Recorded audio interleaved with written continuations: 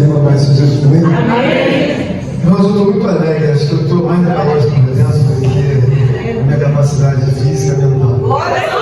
Eu louvo a Deus porque estamos diante de um processo divino tão seletivo, tão correto, tão perfeito, que dá ênfase de alegria, mesmo no silencial.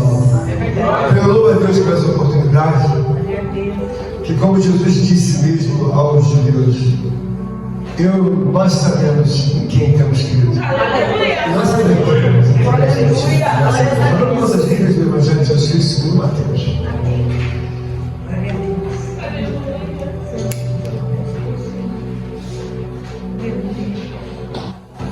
Amém? Capítulo 27.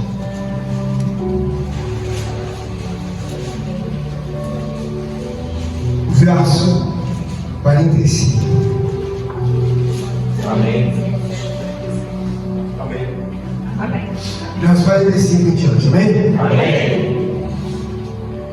Diz assim a Escritura Sagrada: desde a hora sexta até a hora nona, houve trevas sobre toda a terra. Por volta da hora nona, clamou Jesus em alta voz, dizendo: Eli, Eli, lama sabachthani. O que quer dizer? Deus meu, por que me desamparaste? E alguns dos que ali estavam ouvindo isto diziam: Ele chama por Elias. Somente até essa. Glória a Deus. Nós sabemos, irmãos, que Deus tem nos dado graça para compreender não apenas a morte, a ressurreição e a redenção de Cristo, mas é muito interessante o que diz a palavra de Deus: o que faço hoje não entendes, mas amanhã entenderás. Então isso dá uma abertura de que todos nós, muitas das vezes, não entendemos, mas aceitamos. E o fato de aceitar significa também uma submissão a Deus, porque você hoje não entende, mas você aceita. E comigo não é diferente. Eu já aceitei inúmeras coisas, porém sem entendê-las.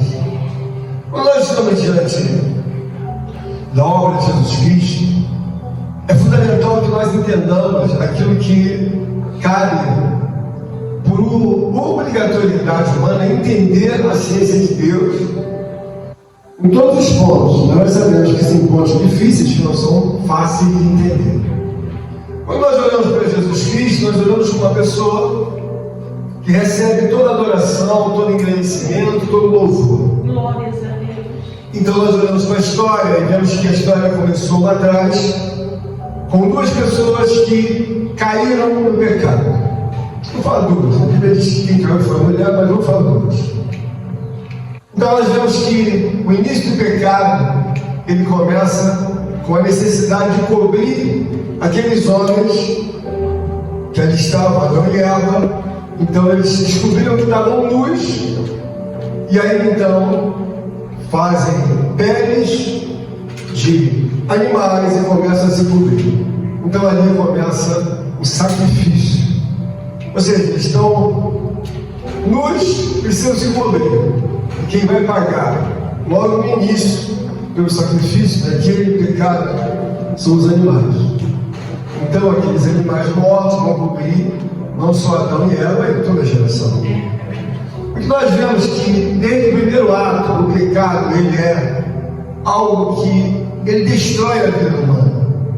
Até então, quando não havia o pecado, os animais estavam mais sossegados, porque eles não eram levados a sacrifício. E nós vemos então que ao longo da história, a Bíblia diz que sangue de touros e bodes, após inúmeros holocaustos, inúmeros derramamentos de sangue, não podiam então perdoar pecados, por uma razão. Porque quando nós olhamos para a palavra de Deus, nós vemos um empenho muito grande, não de pessoas humanas apenas, mas principalmente do reino de Deus. Então, há um Deus envolvido, o grande Deus Yahvé, há o grande Deus Filho, e há outro Deus envolvido, que é o grande Deus Espírito Santo. Nós precisamos então ver que 1000 anos antes de ser proferida a palavra que eu li hoje, 1000 anos. Talvez isso, né? De Cristo, né? Claro. A palavra de Deus diz que no Salmos 22, Jesus está replicando, ou seja, reproduzindo a palavra em que diz: Deus meu, por que me desamparaste? Ou seja, nós vemos que há toda uma conexão de controle absoluto de Deus. E a palavra de Deus nos mostra, em inúmeros versículos, a gravidade do pecado. O que eu quero mostrar para os irmãos, que hoje é um dia de Santa Ceia, para que nós entendamos o porquê essa pessoa é tão homenageada, tão adorada, engrandecida. Porque quando nós começamos a entender a gravidade do pecado, nós vamos entender o porquê se destaca tanto Jesus. Ora, o pecado iniciado na queda do homem, ele perdura até os dias de hoje. E é claro que nós vemos já inúmeras palavras em que no Novo ou no Velho ela destaca o pecado. Lá em Ezequiel, capítulo 18, diz que a alma que pecar, essa morrerá. Mas não obstante isso, a palavra de Deus também fala em Deuteronômio 24, 16, sobre que o pecado do pai não pode ser abonado pelo filho, nem o filho com seu pecado pode ser abonado pela mãe, e assim sucessivamente. Ou seja, cada um vai pagar pelo seu próprio pecado. É aí que entra uma questão de você valorizar e entender que eu mesmo posso, juntamente com os irmãos, eu posso morrer pelos meus pecados. Mas eu tenho que ter um entendimento da parte de Deus que não existe a possibilidade de que eu morra pelo meu pecado, mas eu não posso resgatar aquilo que eu perdi. Então, por exemplo, Meu Deus. Jesus Cristo, ele diz que eu tenho que ter um cuidado com a minha vida espiritual. Por quê? Eu vou morrer espiritualmente. Se eu morrer espiritualmente, por um afastamento de Deus, naturalmente eu não tenho mais a paz que eu teria. Então nós temos inúmeras passagens em que Jesus encontra com homens mortos. E é muito comum você ter alguém que está morto na tua família, mas ele tem nome de vivo, mas ele está morto espiritualmente. A recomendação de Deus é que nós entendamos a morte de Cristo. E quando nós começamos a entender, ele diz: Eli, Eli, lama sabachthani. Deus meu, por que me desamparaste? Ou seja, ele está carregando um peso que no parágrafo anterior a Bíblia nos mostra 3 horas de escuridão. Meu Deus. Da hora sexta até a hora nona, são 3 horas. Então ele está enfrentando o pecado, considerando ser um homem e Deus, e a angústia daquele pecado está sobre a vida dele. O que eu quero dizer é que às vezes nós nos perguntamos assim, nome, pastor, mas por que Deus colocou Jesus nesse sacrifício? Nós fazemos algumas considerações, mas nem sempre isso é totalmente explicado.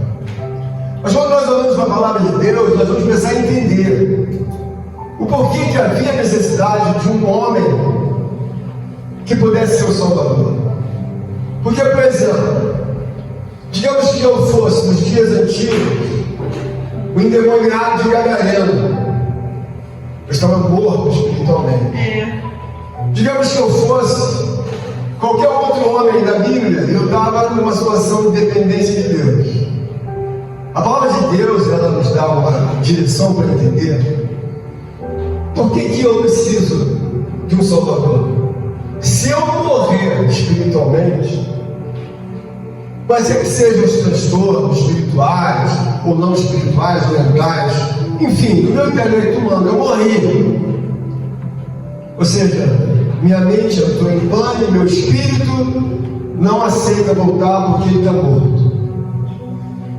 Então, eu vou progredir na minha morte, porque a Bíblia diz que o salário do pecado é a morte. Então, eu vou progredir com a minha morte.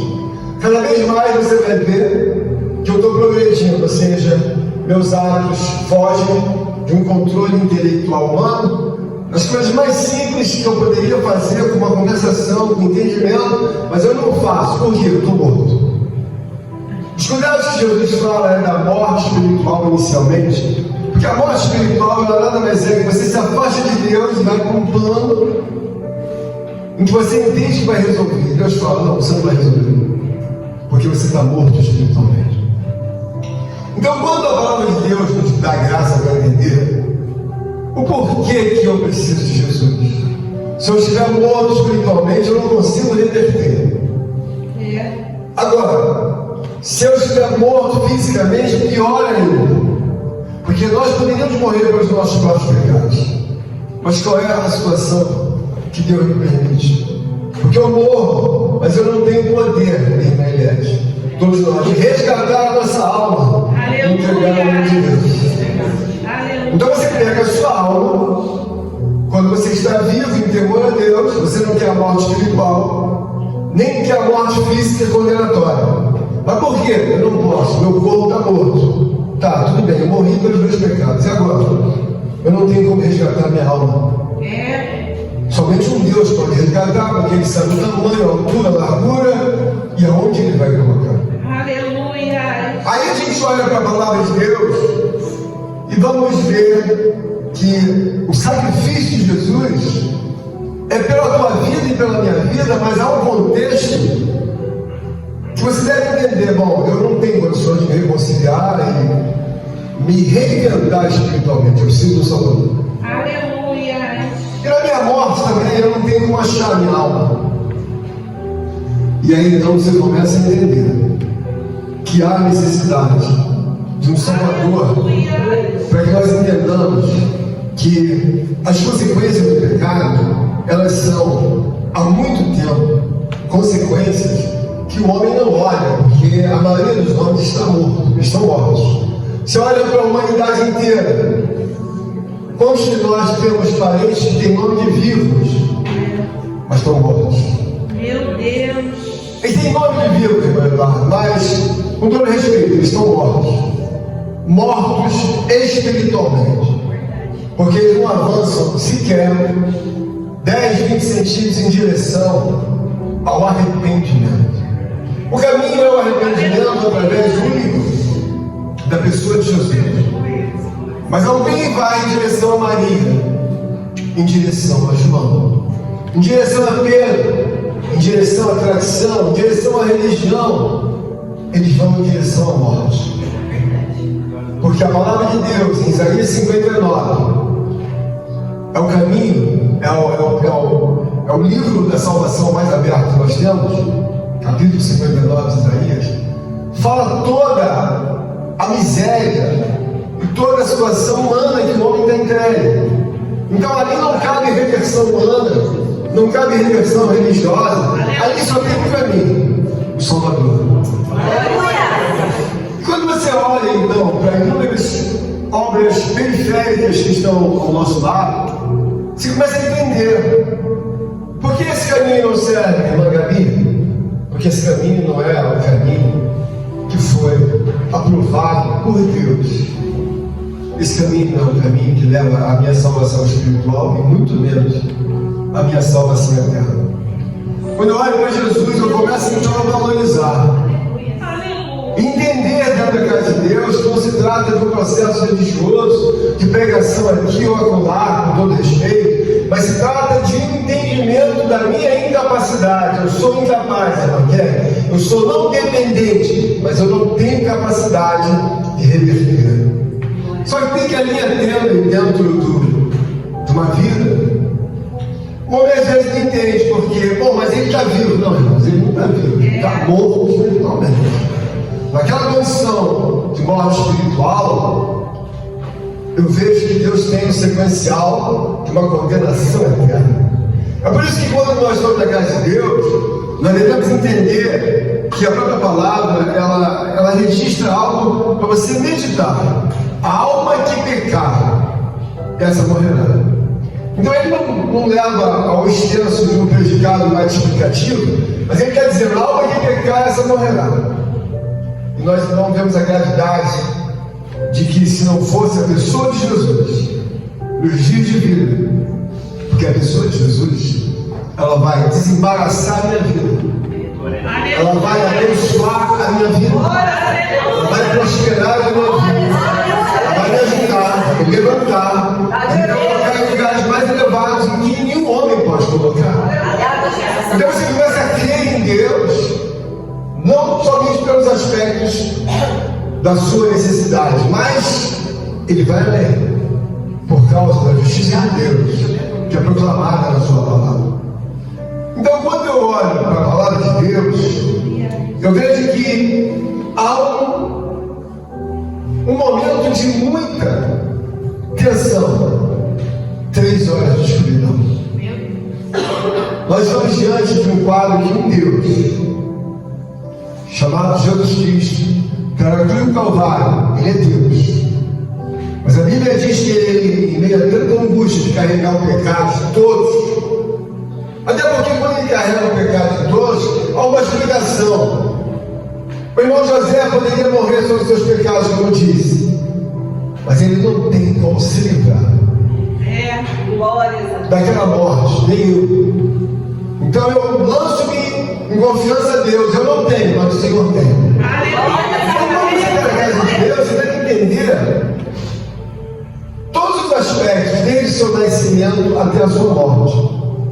Porque esse é o momento, irmãos, que muitas das vezes nós estamos perguntando: por que eles falam em salvação? Parece algo assim da época bela da salvação. E nós vemos então, irmãos, que a salvação ela é diária. Ela é diária. Todos os dias eu preciso de salvação, tanto no aspecto espiritual, como no aspecto da minha vida física. E quando eu vejo a palavra de Deus, eu começo a entender: agora eu entendi, irmã Laura. Por que nós temos que ter o cuidado no cumprimento da igreja? Eu sempre preguei para os irmãos e falei que a igreja é um lugar que ocorre a morte de muitas pessoas. Mas por que ocorre a morte? Porque o homem resolve inventar, defender um estilo próprio de vida, quando o próprio Senhor, o grande Criador, já resolveu tudo como deve ser feito. Você vê que lá atrás, quando Deus fala em Gênesis, Deus falou: eles não podem se salvar, eles vão morrer espiritualmente. Lá atrás, lá no início, a primeira profecia, Deus fala: tem que enviar o Salvador. A Torá não prossegue, mas ele, no capítulo 3, fala que ele ferirá o calcanhar e ele esmagará a cabeça. Ele pensou no não só. O que eu quero trazer para os irmãos é que a batalha espiritual às 3 horas de Jesus Cristo é uma batalha muito dura. Dura, mas dura. Ele está levando o sacrifício de toda a humanidade, de todos os homens, para que haja naturalmente um crédito, um score, dizendo: olha, meu sacrifício é maior do que todos os homens. Por quê? Foi um sacrifício que eu mesmo, o próprio Jesus dizendo nos seus pensamentos: eu fiquei na dependência de um Deus. Mas como assim, pastor? Eu fiquei, Jesus, pensando na dependência de um Deus. Porque mais ninguém diz: Deus meu, Deus meu, por que me desamparaste? Ele ficou na dependência de Deus, porque Deus saiu próximo a ele, porque ele estava carregando todos os nossos pecados. Eu quero que os irmãos reflitam, irmãos. Hoje é um dia de Santa Ceia. É um dia de que nós precisamos entender o porquê dessa reconciliação. E o porquê, na verdade, de um entendimento intenso com Deus, para que não haja a perda da conexão diante de Deus. Nós sabemos que quem pode explicar muito bem isso é o nosso amado irmão Osmar, por conhecimento profissional. A eletricidade, ela tem muita força. E ela já fez várias vítimas sobre a face da terra. A eletricidade corre em silêncio. Mas muitas pessoas morreram no silêncio da eletricidade. Espiritualmente, dentro da casa de Deus, muitas pessoas são vitimadas, vítimas da morte. Elas morrem de forma silenciosa. Eu quero dizer, o Evangelho de Jesus Cristo, ele prevê que se nós não tivermos a devida comunhão correta, como diz a palavra, o Evangelho, pode acontecer a nossa morte. Mas ninguém vai ver que você morreu. Ou não. As suas próprias atitudes demonstram que você está morto. E o seu silêncio, a sua apatia, você não tem força de ir em direção à vida. Meu Deus. Porque a vida está em Jesus Cristo, mas os teus próprios pecados te separam da vida. Meu Deus. E aí então, se não houvesse essa pessoa, eu estou pregando sobre ela, Jesus, não haveria então a possibilidade de inversão. Mas a verdade é que muitas pessoas já estiveram em várias igrejas. Elas cantaram, louvaram, participaram da sessão da ceia, mas elas morreram. Meu Deus. Elas morreram por causa dos seus pecados. Então se deu naturalmente a morte física, claro, mas também inicialmente se dá a morte espiritual. Então não é crível que você imagine que alguém que está morto espiritualmente vai ficar vivo para que Deus possa resgatar a alma. A própria Bíblia diz de forma com decreto universal: aquele que morre sem essa pessoa ressuscita sem essa pessoa. Então não é, na verdade, você criar uma esperança em você naquilo que não há esperança. Bom, morreu aqui, agora está dando aula de teatro lá em cima, agora está dançando, agora está ligando, está contando piada suja. Mas esse é o discurso do mundo. E por que eles vão numa imaginação tão pesada? Eles estão mortos. O morto, irmãos, não tem capacidade de colocar dentro de um cognitivo humano as coisas na sua devida ordem. Você observa que você evangelizar uma pessoa morta? É complicado porque ela quer o conforto daquela situação que ela tem. E Jesus Cristo é uma pessoa que nos mostra claramente que o caminho de Deus ele é justo. Ele é perfeito. Olha, se eu quero distância de Deus, é óbvio que eu estou morto. Nessa morte aqui, quando Jesus gritou: Deus meu, por que me desambaraste? Ele sentiu a distância, o efeito do pecado avassalador na vida dele. Ele sentiu uma angústia que ele dizia: ele me desamparou. Meu Deus. Ele me desamparou. Porque todas as vezes que você olha para uma conversa, o que remete? Ele está vendo um quadro escuro, de 3 horas de escuridão, de trevas, de trovão, de chuva e tudo. Meu Deus. Ele está vendo a revolta de Deus. E naquele momento ele diz: Deus meu, por que me desambaraste? Porque ele está ali como um homem dependente de Deus. Ele não chama o Pai, ele fala: Deus meu, por que me desambaraste? Se o próprio Salvador, o Filho de Deus, sentiu a grave do pecado, Deus está querendo que nós abramos os nossos olhos, que o pecado não é coisa corrigível tão simplesmente como nós pensamos, dobramos leis e resolvemos.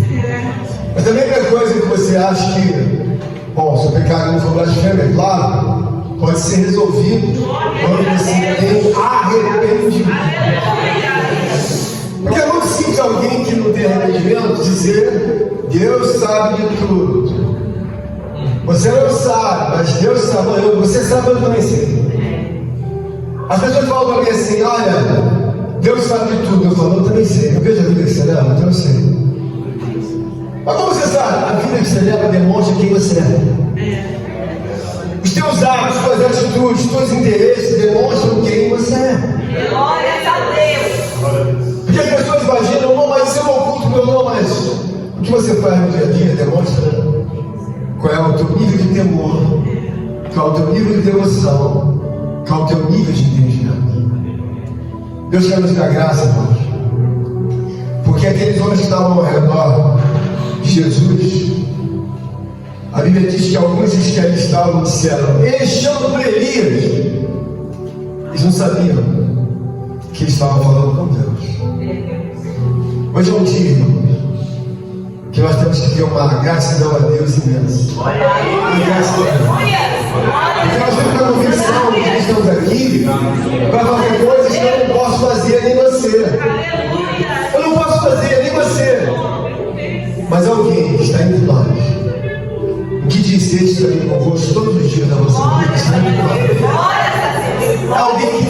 alimentando, alguém que está nos ajudando, está nos abençoando, está nos fortalecendo. Eu quero dizer, você não pode viver sem mim. Glórias a Deus. Mas é um grito do mundo. Não preciso disso tudo, não Glórias a preciso. Deus. Aleluia.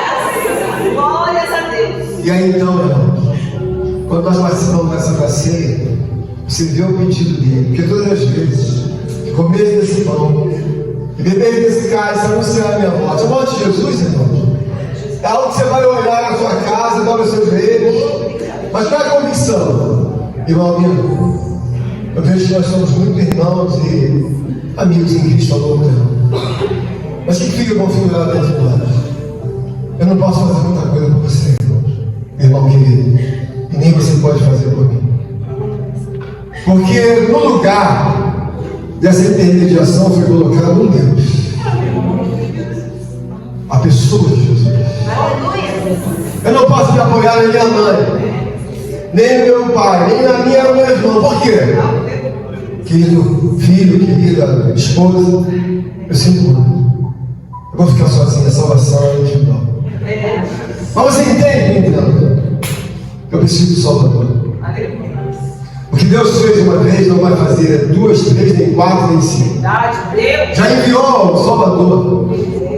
Acabou a angústia dos animais, acabou a angústia daquele que estava morto, sufocado pelos pecados espirituais, e acabou a angústia de imaginar, olha, Imanete, depois da morte, nós vamos para onde? Oi, irmão, nós somos um projeto eterno. Eu não tenho capacidade de resgatar minha alma, mas eu tenho um Salvador que vai resgatar minha alma. Eu tenho um Salvador que tem poder para conectar minha alma no corpo incorruptível. Eu tenho um Salvador que vai me dar forças e entendimento para que eu vou até o final aqueles os demais. Então o Salvador faz toda a diferença na minha vida. Porque eu sei que há vida depois da morte.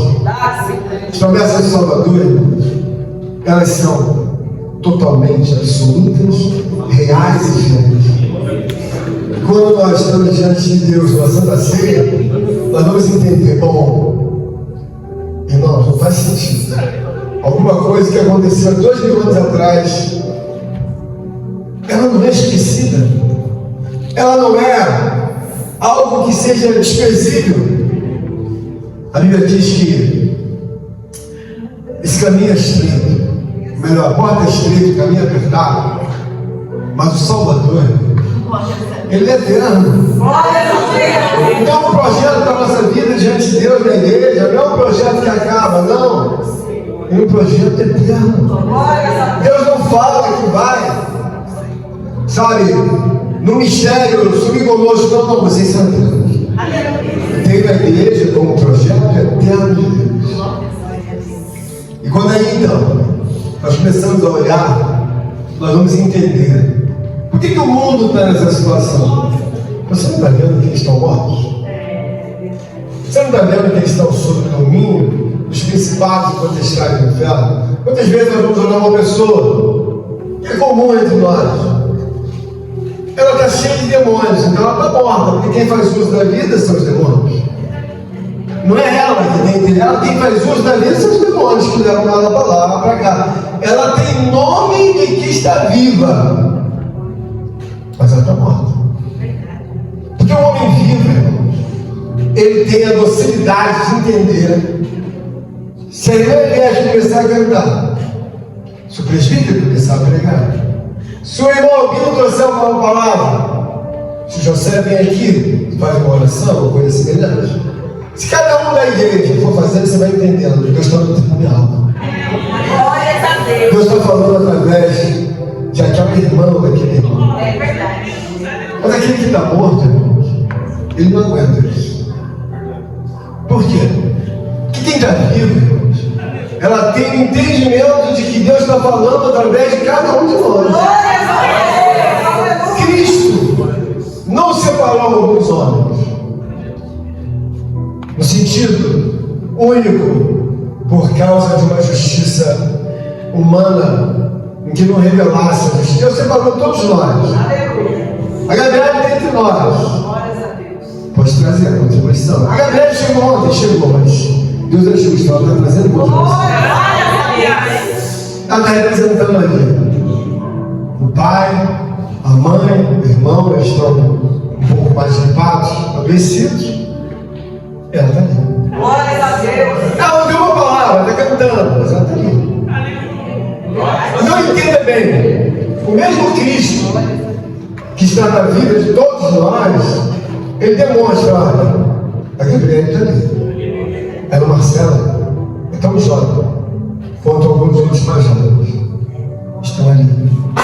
Então há um entendimento que não é um processo cansativo, religioso, remoto, de cantar, de louvar, de bater palmas, de pedir bênção de vitória. Há um entendimento de que o Salvador é fundamental. Porque muitas vezes a gente vem para a igreja, a ideia que as pessoas têm, falam assim, são tudo velhos, né? São os velhos que estão apegados na religião.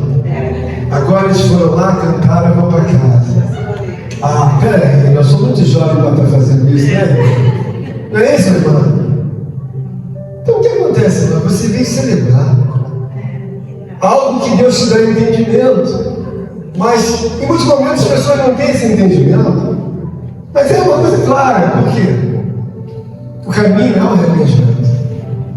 Se nós não estivermos no arrependimento, nós não vamos entender cada curva que Deus faz para a esquerda, cada caminho que a obra mostra para a direita. Bom, para a esquerda aqui é obrigatório. É obrigatório? Se batiza porque é obrigatório. E para a direita é fundamental que você tenha esse entendimento da salvação, da pessoa de Cristo, porque pode parecer que você carrega um peso tão grande.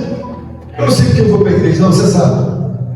Você sabe que você é limitado, como eu sou limitado. Você sabe que você é dependente, eu sou dependente. Quando você entende toda a obra de Deus na pessoa de Jesus Cristo, você começa a entender um sacrifício de um Deus para outro Deus.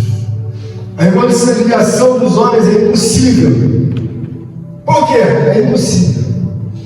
Eles não têm uma vida como Deus pode dar ao outro Deus. Quando Jesus Cristo mostrou submissão e dependência, Deus falou assim: a morte, você não vai triunfar. Por quê? Eu vou ressuscitar ele. Então não há um triunfo da morte. Então, em quaisquer situações que nós estejamos, nós temos que ver por que a morte não triunfa sobre a pessoa de Jesus, e aqueles que creem em Jesus, ela não tem também o poder de triunfar, por causa do poder de Jesus. E essa pessoa que você louva, bendiz, exalta, você vai entender com mais profundidade. Se eu amava ele, eu vou amar muito mais. Porque a melhor coisa, eu acho isso um ato muito fundamental, pelo menos para mim.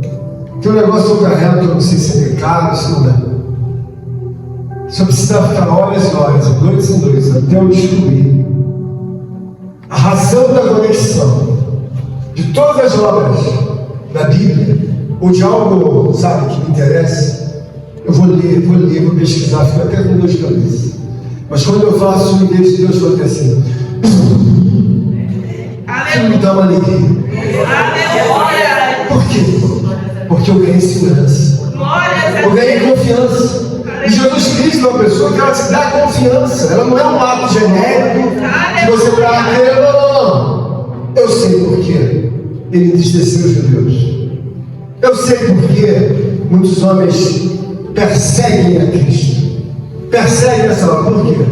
Irmãos, a coisa que o mundo mais odeia é a verdade. Nenhum homem gosta da verdade. Ele se debruça sobre mentira. Ele se debruça sobre conveniência. Jesus Cristo está aqui. Ele está mostrando a verdade. Ele está mostrando, olha, eu estou gritando para o meu Pai, para o meu Deus, Deus meu, Deus meu, porque Ele me desamparaste. Desamparo é uma palavra que está conectada a uma dependência, a uma esperança, a uma expectativa. Por que, Senhor, me desamparaste? Eu não sei quanto tempo demorou essa transição do desamparo de Deus por Cristo, porque depois ele fala no final: o Pai está consumado. Aleluia. Essa palavra é uma palavra que já. Mas eu quero dizer que ele foi tão sincero, tão perfeito, que ele não mostra revolta. As palavras dele são sublimes, palavras de glória. Deus meu, por que me desamparaste? Se o próprio Jesus sentiu na alma a aflição, a angústia de Deus se afastar dele, que só você. Verdade, Eu Deus. observo que muitas das vezes você fica em silêncio. Você fala assim, eu não estou muito bem. Irmãos, você deve entender o seguinte: toda pessoa que se afasta de Deus, ela recebe de forma muito imediata o proporcional do seu afastamento. O que eu quero dizer para você é que quando você celebrar agora a Santa Ceia, você entenda que esse ato é um ato de um milagre entre nós. Glória a Deus. Um ato em que Jesus está presente, porque essa revelação tem mais de 2000 anos. Ela poderia simplesmente não mais existir.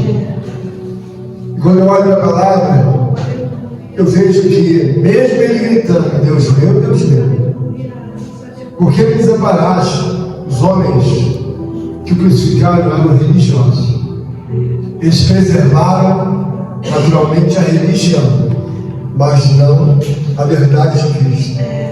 Porque mesmo ele gritando, Deus meu, por que me desamparaste? A palavra mostra que alguém pegou uma esponja embebedada de vinagre, colocou na ponta de uma vara e entregou para ele.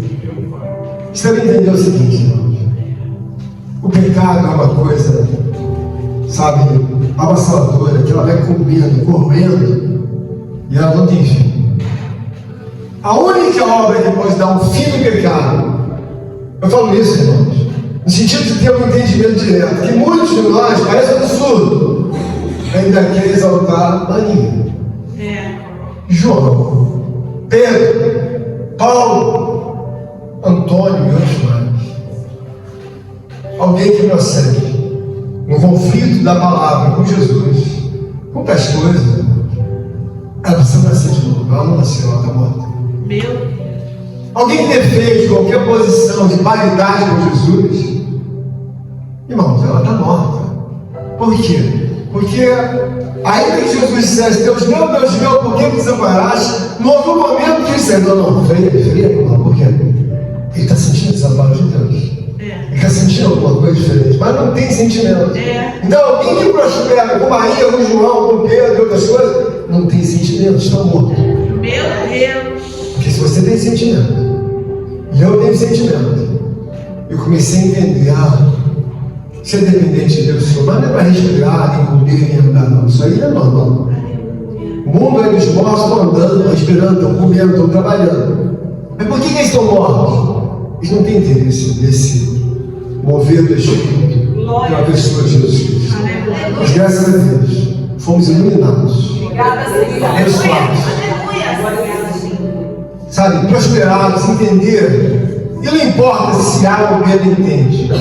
Importa que Jesus Cristo é o Senhor da nossa vida. É o nosso Salvador. Ele tem que dar a explicação. Nós vamos louvar e entender.